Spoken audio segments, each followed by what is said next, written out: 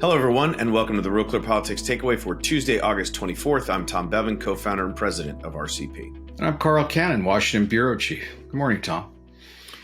Good morning, Carl. What do you want to talk about? Joe Biden. Vaccine mandates? Yes, and the president. Afghanistan? Yeah, all that. What? All of it, okay. All right, real quick, Tom. How's President Biden doing in the RealClearPolitics poll average?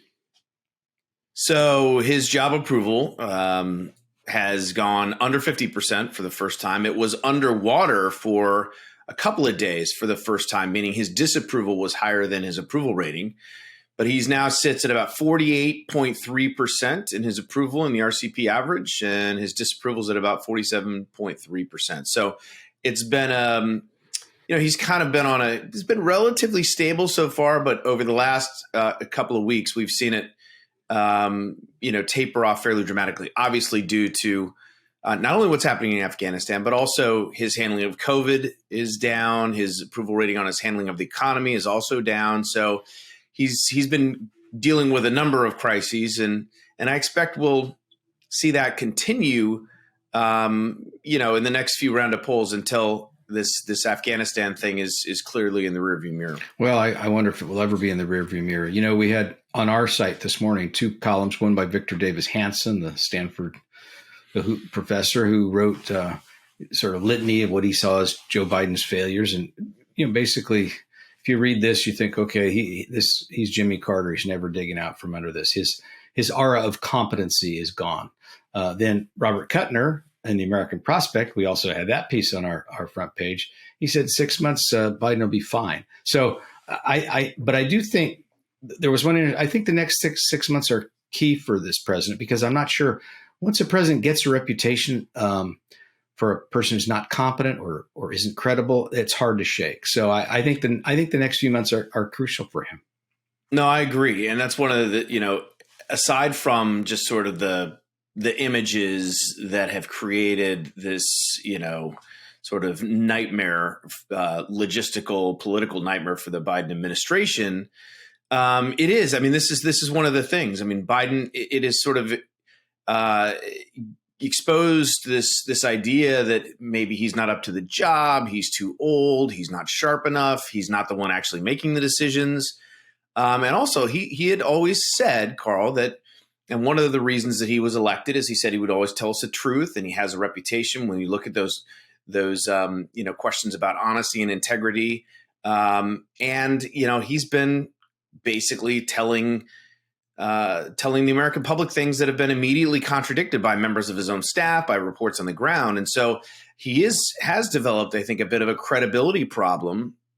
And the question is whether that will permanently sort of lower his ceiling, permanently tarnish him and stick with him, or whether there is he'll be able to rebound from this. We don't know the answer to that, but it certainly is a very dangerous political time for him right now. Yeah, and look, if the question is the president lying, and the answer is no, he just doesn't know what he's doing, that's never great for a White House. And I've seen that come up with president after president. The defense has to be better than that. So. And look, after August 31st, I mean, if horror stories come out of Afghanistan for the next year about reprisals against people who helped us there, if women and girls are forbidden from any most basic human rights, you're talking about 20 million people. If terrorist attacks or terrorists take foothold there, I mean, this decision is not going to look good. It was originally Donald Trump's decision, but Joe Biden associated himself with it and is still defending it.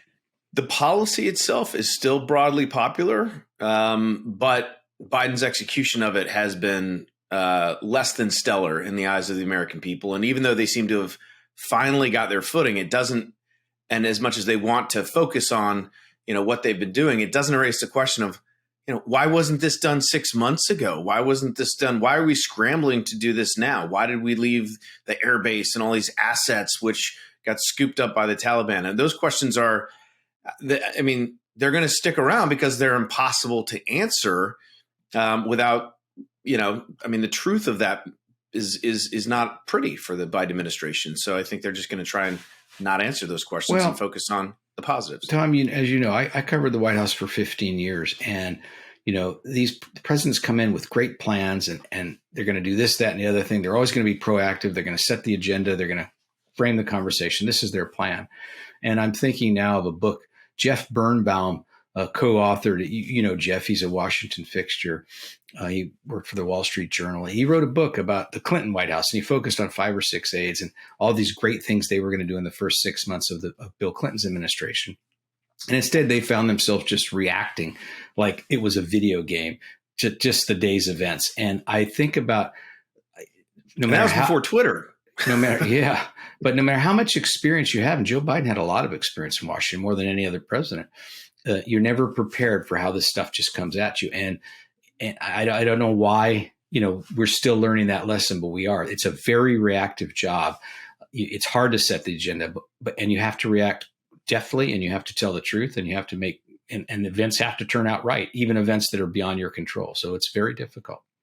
Yeah. Well, and the thing that's being sort of overshadowed by this is it's a critical week back in Washington as Democrats and Nancy Pelosi try and negotiate, a deal for this $3.5 trillion budget, in addition to the $1.2 trillion infrastructure plan that got passed with bipartisan support through the Senate.